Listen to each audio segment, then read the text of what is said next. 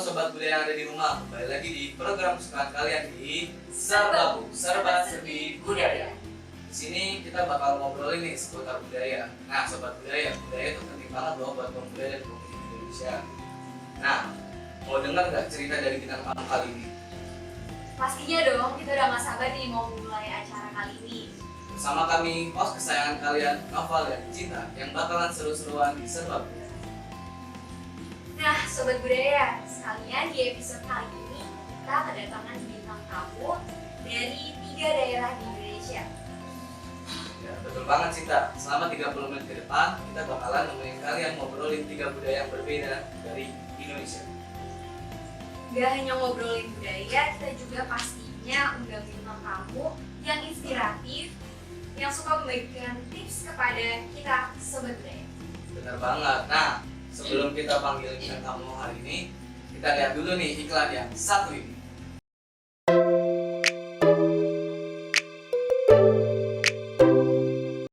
Doni, lu kuliah di BSI dan BSI aja. Sama dulu. Iya, Doni. Doni, Don. Mas, gua ada cerita aja.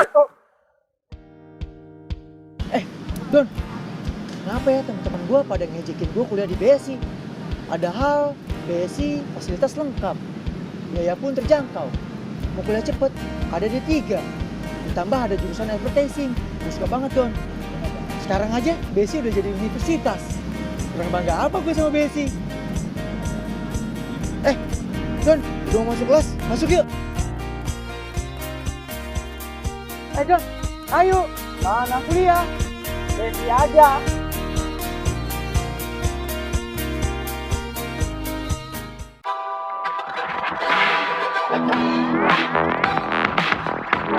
Wah, menarik banget ya iklannya buat teman-teman sekalian yang lagi cari kampus Universitas Bina Sarana Informatika lagi buka pendaftaran. Dan jangan lupa kalian klik link di bawah ini. Gimana? Udah siap belum dengan bintang tamu kita kali ini? Sebelum kita mulai bincang-bincang, serunya kita kenalan dulu nih sama bintang tamu kita. Benar Cinta, pepatah bilang tak kenal maka tak sayang. Makanya kita perkenalin dulu nih bintang tamu kita kali ini. Jadi bintang tamu kita kali ini itu namanya Anastia. Nah, Kak Anastia ini adalah pendiri Batik Kultur kelahiran Semarang. Dan usahanya itu sukses karena Kak Anastia ini mencintai budaya yang dibarengi dengan bisnis yang baik. Bintang tamu kita keren banget kan? Mari kita sambut Anastia Amanda. Halo Kak. Halo. Apa kabar? Alhamdulillah baik. Kesibukannya sekarang apa aja ya? Aku kesibukannya cuma fokus untuk mengembangkan usaha batik kultur aku aja sih.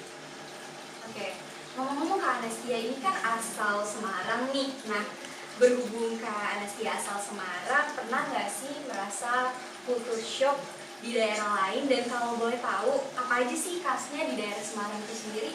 Untuk culture shock, karena aku dulu kuliah di Tangerang, jadi kayak karena aku kan dari kecilnya udah di Semarang ya, jadi pakai bahasa Jawa. Culture shocknya itu dari bahasa, dari logatnya aja kan udah beda ya, Jawa banget gitu.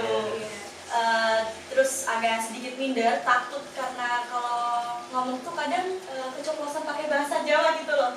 Jadi kayak malu aja gitu. Tapi ya lama-lama aku bisa ngembangin dan bisa berinteraksi sama orang-orang di sekitar aku. Untuk tadi apa? Tadi itu khasnya daerah Semarang Oh, itu iya. sendiri. Kalau untuk ciri khas dari Semarang apa ya? Ini deh. Jadi Semarang itu punya julukan namanya Venetia Vajava, yang artinya Venesia Vajava. Itu orang Belanda yang memberikan julukan itu dari orang Belanda ke orang Semarang karena di Semarang itu banyak sungai yang melintasi kota yang mirip sama Venesia di Italia. Kalau untuk makanan yang khas, salah satunya itu ada namanya garang asem. Jadi itu ayam, terus direbus pakai santan sama belimbing ulu, terus dibungkus pakai daun pisang, tapi dilapisin lagi pakai plastik, jadi nggak bocor. Jadi ada rasa creamy dari santan, sama ada rasa asemnya dari belimbing ulu itu. Wah, jadi kangen banget nih pengen liburan ke Semarang. Oh ya, kalau dari Kak Anastia, daerah mana sih yang menurut Kak Anastia Sobat Budaya harus datengin tuh kalau pergi ke Semarang sendiri? Banyak sih sebenarnya, salah satunya nih ada Lawang Sewu, itu pasti banyak banget orang yang tahu. Terus selain Lawang Sewu ada Grand Canyon, ada Kota Lama, ada Gedong Songo juga. Kalau aku biasanya itu ke Grand Canyon atau ke Kota Lama karena di sana itu masih belum terlalu ramai itu Kak. Jadi kayak cocok lah kalau buat healing-healing pas lagi stres sama kerjaan gitu. Dan selain mereka itu wisata, tapi dia itu juga sejarah gitu loh. Jadi contohnya kayak Lawang Sewu itu kan dulunya bekas banget. Bersejarah lah ya. Iya gitu. Nah, Kak Anastia, menurut yang saya baca, Kak Anastia tuh buat usaha tentang budaya ya, Iya. yaitu budayanya itu batik kultur. Nah, batik kultur itu apa sih Kak menurut Kak Anastia? Batik kultur itu aku mengartikannya sebagai konektor yang modern yang dibuat dengan kain yang khas dari Indonesia yaitu batik. Dan selain itu, jadi itu kayak batik kuno atau batik lawas itu yang dibuat ulang. Jadi modern-modern. Jadi itu kayak anak muda sampai orang tua itu bisa pakai. Kadang kan kita kalau pakai batik ini ya cuma ke acara-acara formal. Jadi aku pengennya tuh buat yang dimana Buat batik nongkrong itu, juga bisa ya? nah iya gitu. Jadi kayak nggak cuma buat formal-formal aja kayak cuma ke mall atau buat nongkrong-nongkrong bisa gitu. Oh jadi gitu Sobat Budaya menurut Kak Anastia sendiri. Oh iya Kak, tentang batik itu pernah diklaim negara tetangga tuh gimana sih menurut Kak Anastia?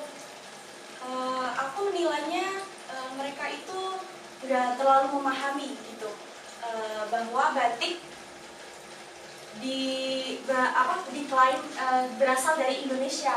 Jadi perspektif yang mereka tangkap itu batik versi mereka sendiri, dan Indonesia juga mengklaim dengan batik versi kita sendiri gitu.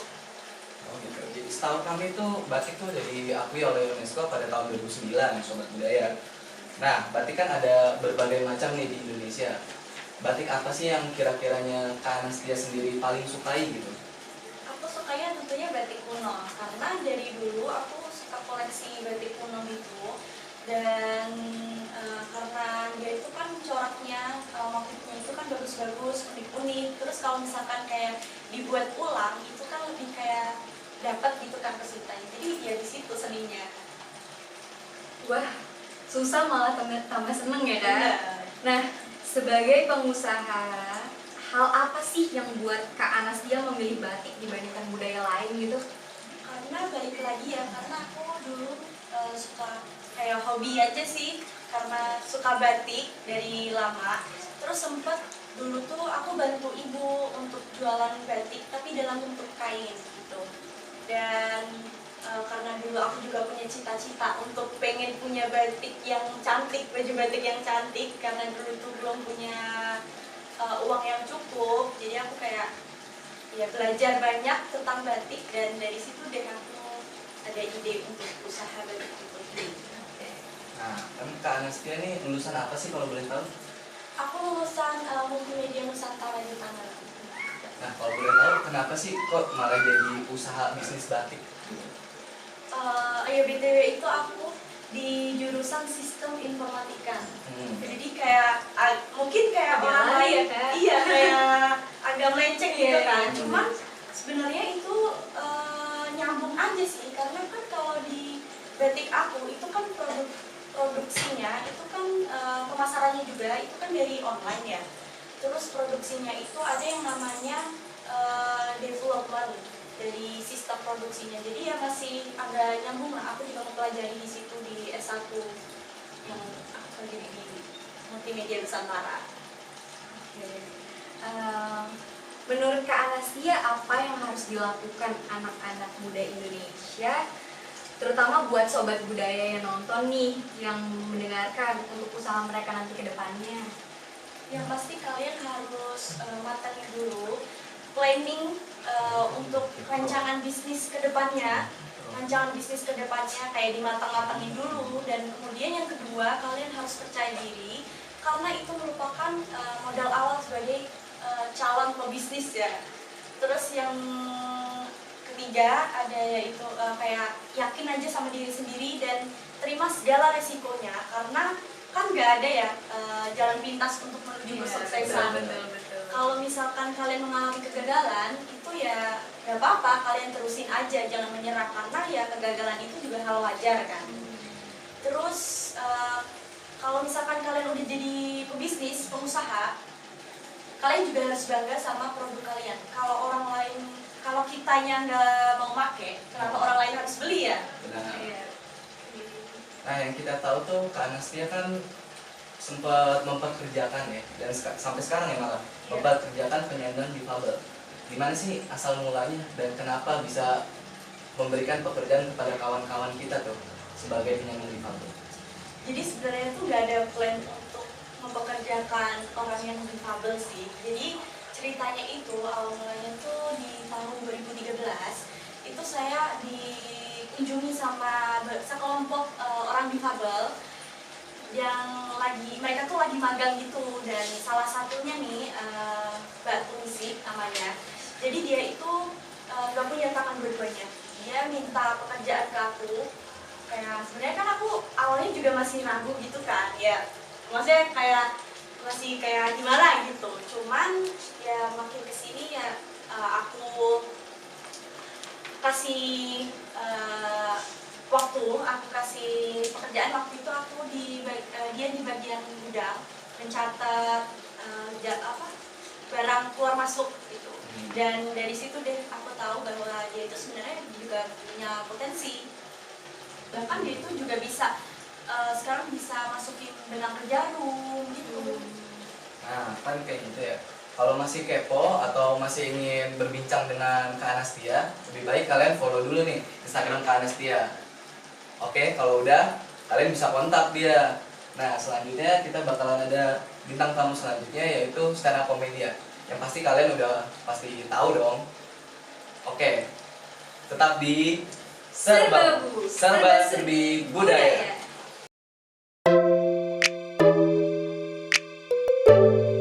Nah, bintang tamu kita selanjutnya siapa sih? Nah, udah gak sabar ya. Bintang tamu kita selanjutnya nih stand up comedian, berasal dari Madura. Nah, dia tuh udah terkenal banget loh di podcast atau di YouTube orang lain. Nah, kita sambut aja. Ini dia Rico Prasetyo. Halo, sobat Serbabu. Halo Bang, gimana kabar? Alhamdulillah baik dong. Nah, Bang Rico nih biasanya di Madura tuh ada apa aja sih di Madura?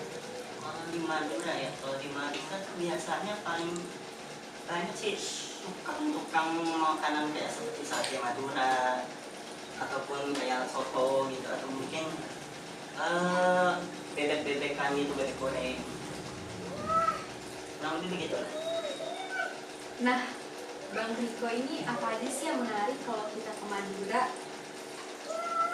Yang menarik dari Madura, kalau yang menarik dari Madura itu ada salah satu spot wisata, yaitu namanya Pulau Gili Labak. Itu spot untuk anak-anak muda untuk healing lah ya, ibaratnya. Karena di sana bisa kita menikmati sunrise dengan di atas kapal tentunya. Iya. Dan itu tentunya juga ada aktivitas seperti snorkeling, dan juga ada yang ini paling penting nih di Pulau Gili Labak, kuliner khas laut dengan bumbu khas Madura. Mantap banget tuh. Nah, Bang Riko kan identik banget nih, biasa banget pakai sarung. Kenapa sih pakai sarung terus? Sebenarnya pakai sarung tuh udah biasa kalau di Madura.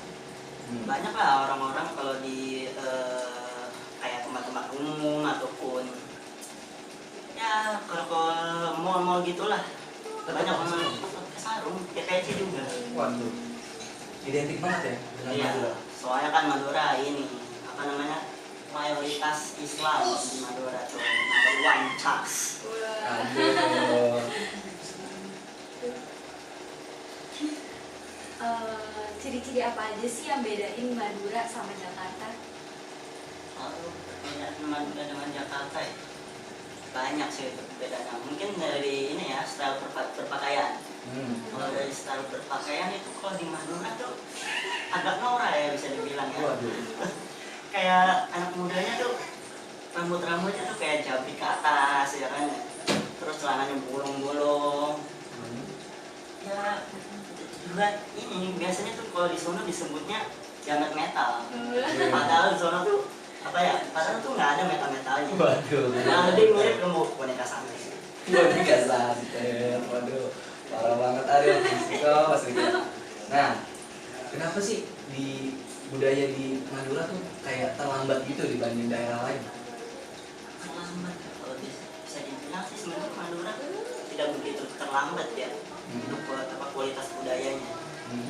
Cuman karena orang-orang di sana apa namanya pendapat atau pemikirannya itu emang sudah di kayak pola pikirnya tuh udah benar-benar dipatenin lah. Jadi susah untuk merubah kultur atau ya kayak sifat dari orang-orang sana itu sangat sulit bisa dibilang. Oh ya, tambahan dari aku nih, kenapa sih di Madura banyak fenomena-fenomena lucu dan aneh gitu? Kalau fenomena aneh ya karena kita tuh sebenarnya watak kita kasar kan memang ya. Cuman kita tuh sering lah apa namanya bisa dibilang suka lah hal-hal yang konyol. Dan juga kalau di Madura tuh paling suka ya apa namanya hal konyol tuh kayak orang-orang naik serbal tapi malah terpental ke sawah. Iseng ya? Iya, suka iseng-iseng lah. Oke, kan awalnya tuh gimana sih kok bisa mau jadi stand up komedi dengan bawain budaya Madura, padahal kan Madura kayak yang baru itu terbilang gitu. Iya. Kalau menjadi stand up komedi ya, karena tuh gue pengen ya Madura tuh terkenal lah. Nggak hanya dengan kekonyolan-kekonyolannya juga, tapi gue pengen juga menjadi ciri khas buat gua apa namanya stand up gua ini yang jokes yang gua bawain itu bisa menjadi terkenal lah di dunia atau di Indonesia bisa dibilang. Jadi nggak di Madura doang ya? Iya. Oke. Nah, dari media partner kita tahu sekarang nih Bang Riko tuh punya berbagai macam kuliner. Kalau boleh tahu apa aja sih? Kalau itu mah salah satunya pasti bebek carok lah ya. Terus juga ada sate Madura itu yang masih berjalan sampai sekarang. Jadi Bang Riko ini ada usaha sate carot, sate Madura ya? Sate Madura. Nah, kalau untuk sate Madura sendiri gimana cara bikinnya? Kenapa sate itu melekat banget dengan Madura nih? Soalnya sobat budaya pengen tahu nih. Nah, sebelum itu kebetulan gua bawa satenya. Wih, boleh banget tuh Bang Riko. Repot bawa sate. Waduh. Satenya nih. Jadi ini sate Madura. Sate asli Madura tadi ya. Waduh, mantap. Oke. Nah, kita suruh nyobain nih. Silakan. Boleh. Ayo kita. Kita cobain ya. Ya, silakan. Satenya.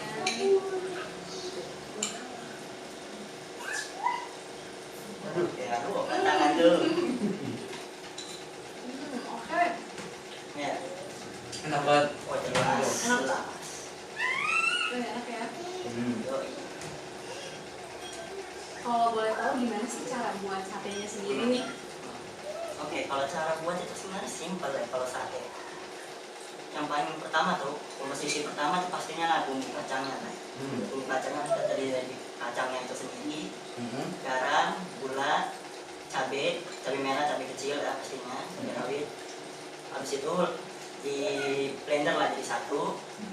Lalu pastinya langsung dilumerin apa namanya, sediain dagingnya dulu udah sate dimasukin. Habis itu langsung deh dioles-olesin ke sate, bakar. Jadi simpel sebenarnya ya. Iya. Cuman pasti ada ciri khasnya lah kalau Iya. sate Madura. Nah, ngomong-ngomong khas kuliner dari Mas Riko ya, atau Bang Riko ini, dia tuh ada bebek carok. Bebek carok tuh apa sih? Oh, kalau bebek carok sebenarnya tuh bebek goreng biasa. Cuman yang bikin istimewa dari bebek carok itu adalah sambalnya tuh. Sambalnya tuh ada dua. Untuk sekarang ini ada dua, itu sambal bawang dan juga sambal mangga. Itu yang paling the best seller. paling sering orang pesan. Oke, kita ngomong soal Madura ya. Tadi kan kita udah bahas tentang makanannya, sate terutama. Madura kan bedanya sama bahasa Jawa, kayak logatnya gitu. Awalnya gimana sih kok bisa beda kalau setahu dari Kalau bisa beda ya, karena ini Madura tuh logatnya lebih beda, dan salah satu logat yang paling inilah mirip-mirip dengan bahasa Jawa Tengah ya. Kayak itu arek. Arek kalau di bahasa Jawa Tengah itu artinya bocah atau anak. Tapi kalau di Madura yaitu arek itu artinya celurit. Jadi beda banget lah. Beda arti gitu ibaratnya. Nah, mumpung durasinya kita udah mau selesai nih, kita bakal ngadain namanya break dulu nih. Jangan kemana-mana, tetap di Serbabu, Serba Serbi Budaya. Kamu pikir ini iklan traveling pada umumnya, yang isinya orang-orang yang lebih nikmatin hidupnya dibanding kamu? Bukan, ini pengingat dari Traveloka, supaya kamu nggak ngikutin cara orang lain traveling dan nikmatin hidup, tapi ngelakuin cara kamu sendiri. Kalau ada yang bilang, ini baru cara nikmatin hidup, bilang ke mereka, caraku sih gini. Kalau mereka bilang, ini cara bikin hidup jadi seru, ngomong aja, cara ini juga seru kok. Cara ini juga, atau cara ini. Cara ini, dan banyak cara lainnya.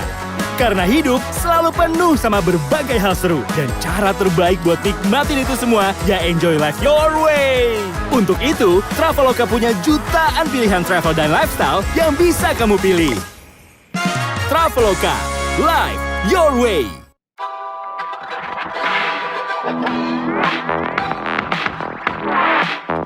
Halo Sobat Budaya, kembali lagi di Serbabu, Serba Serbi Budaya.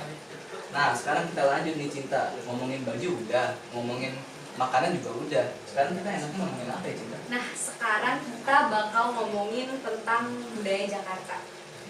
Masa budaya ibu kota nggak kita bahas sih? Iya ya, budaya Jakarta tuh identik banget dengan yang namanya silat Betawi. Nah, silat Betawi itu ada dua macam loh Sobat Budaya. Ada silat Betawi untuk bela diri, ada juga untuk palang pintu. Hah, palang pintu? Palang pintu itu apa sih?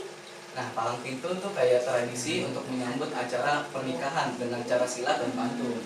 Kalau untuk silatnya sendiri? Nah, daripada kita so tahu nih Sobat Budaya, kita panggilkan aja nih bintang tamu kita satu ini, Mas Ardhito. Selamat datang. Selamat datang. Terima kasih. Sebelum acaranya dimulai, gue ada sedikit ini ya, kado buat Mas Noval, Neng Cinta, sama penontonnya. Boleh Mas Ardhito. Cuma pantun aja, sedikit pantun. Pergi ke Empang sama Mas Noval. Cakep. Kita juga. Cakep. Saya kesini datang awal-awal, cuma mau ngobrol bareng kalian semua. Asik. Keren banget. Nah, gimana kabarnya Mas Ardhito? Alhamdulillah, saya baik. Dan saya berharap juga kita semuanya di sini baik dan penonton juga yang makin terima kasih. Nah, Bang Dito, dari yang kita tahu, Bang Dito ini kan asli Betawi ya. Apa sih yang buat Bang Dito ini mulai belajar silat Betawi? Oh, kalau sebenarnya saya itu dari kecil udah suka bela diri gitu. Karena kesukaan saya dan ketertarikan saya dengan bela diri, dan saya juga alhamdulillah datang dari Betawi, dari Jakarta.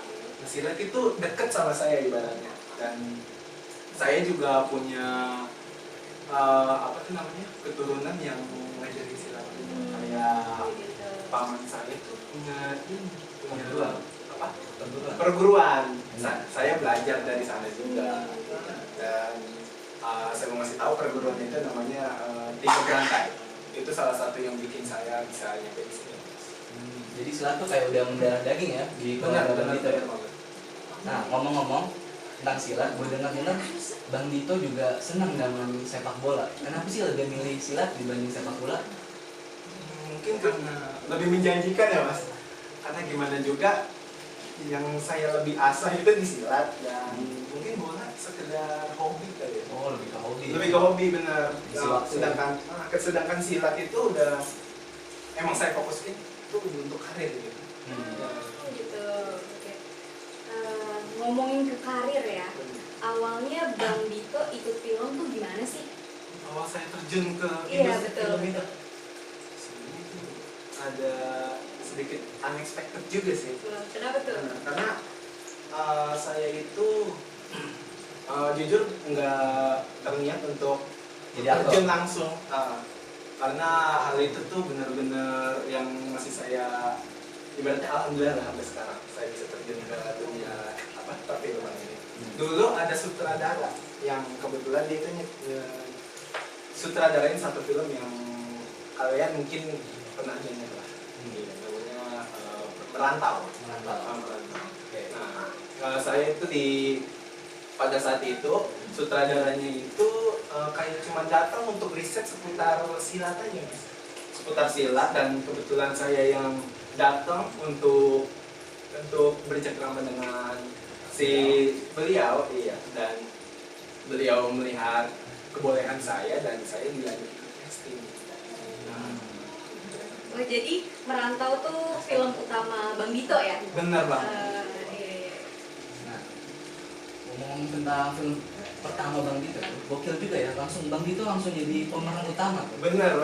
Kalau boleh tahu gara-gara kenapa sih? Dan di situ tuh Bang Dito tuh memperagakan silat Minang kalau nggak salah. Iya, benar. Mungkin yang belum di sini yang belum tahu silat Minang dan silat Betawi itu beda ya, Mas?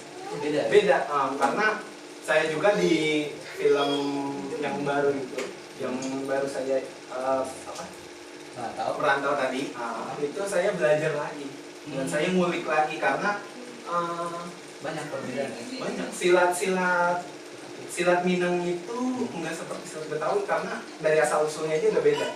Asal usulnya itu silat Minang itu dari Sumatera Barat, Mas. Sementara kan memang yang silat saya udah latih dari awal ini dari Betawi. Oke. Iya. Nah, kan nama Bang Dito langsung dikenal tuh ya. Terus langsung dapet tawaran film internasional. Nah, awal mulai film The Raid itu gimana, Bang Dito? Oh, kalau untuk film The Raid sendiri, itu saya emang terniatkan untuk ikut casting, Mas. Untuk ikut casting, dan ya sutradaranya alhamdulillahnya cocok dengan gaya bertarung saya. Gitu, gaya bertarung saya, dan ya, saya bersyukur sih akhirnya saya keterima dan saya sukses. Alhamdulillah sukses ya memerankan peran tersebut. Menurut saya sih sukses ya. Gitu ya. Nah, kenapa tetap mempertahankan silat Betawi dibanding bela diri yang lain untuk di film-film yang Mas Dito? Nah, mungkin saya udah cinta aja karena dari lahir sampai sekarang, sampai saya ya udah seperti sekarang lah. Itu kan yang ngebesarin saya juga, yang bikin saya di sini juga, dan gimana pun silat itu udah melekat lah. Bang Dito, coba dong boleh diperagain silat Betawinya. Boleh Sedikit dong. aja tuh. Sedikit aja ya? Ya, sedikit aja. Biar Oke, teman-teman apa-apa. di rumah juga. Di sini aja langsung. Di sini Oh, boleh? iya, boleh. Sedikit aja nggak apa-apa. Sedikit aja nggak apa-apa. Tama-tama tuh dari dasarnya dulu ya, Mas. Ada kuda-kuda. Sebenarnya silat itu simpel, cuman yang harus banget dipelajari itu dari gimana cara kita berdiri gitu. Nah, itu namanya kuda-kuda. Dan yang penting itu gak usah banyak gaya, yang penting kuat gitu.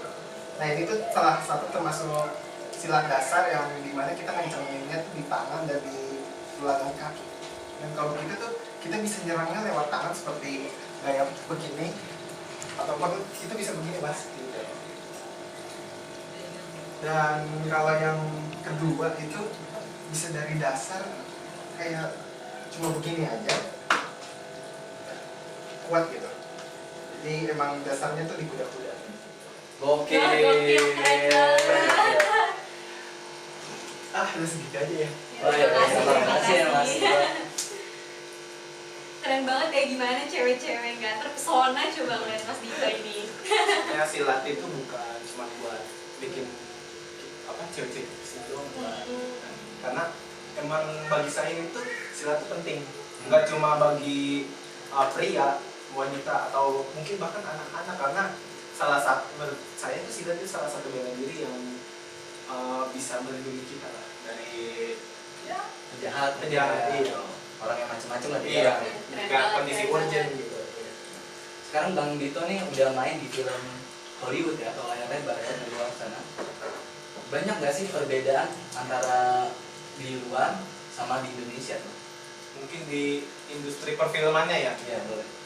Kalau dari sepengalaman saya ya, di industri perfilman di luar negeri itu mereka lebih progres dalam hal kayak mungkin persiapan mereka take film atau emang mau menggarapnya aja itu mereka udah ini banget profesional banget. Ya saya nggak bilang kalau di Indonesia itu nggak profesional, tapi mungkin ada kayak kesan tersendiri gitu di luar negeri karena contohnya kayak pengalaman saya pernah acting di luar itu, saya mendapatkan hal-hal yang mungkin saya nggak dapetin di sini gitu.